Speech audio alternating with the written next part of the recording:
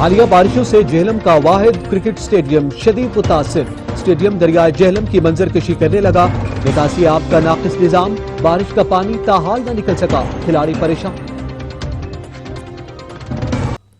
حالیہ بارشوں نے جہاں مختلف علاقوں کو متاثر کیا، وہیں جہلم کے واحد کرکٹ اسٹیڈیم میں بھی جل تھل ایک ہو گیا، اسٹیڈیم دریائے جہلم کی منظر کشی کرنے لگا، نکاسی آب کا ناقص نظام ہونے کے باعث بارش کا پانی نہ نکل سکا، جس سے کھلاڑی پریشان ہیں۔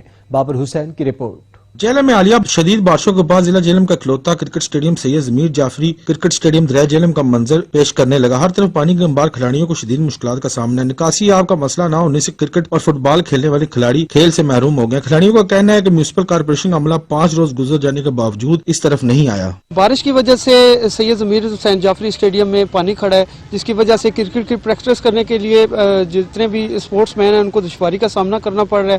بچے یہاں پر کھیلنے کے لیے آتے ہیں۔ آج سنڈے ہے، سنڈے کے دن تو یہاں پہ بڑا رش ہوتا ہے، لیکن آج پانی کی وجہ سے یہاں پہ رش نہیں ہے۔ جو بھی آتے ہیں کھیلنے کے لیے کھلاڑی یا بچے آتے ہیں وہ پانی کو دیکھتے ہیں اور چلے جاتے ہیں۔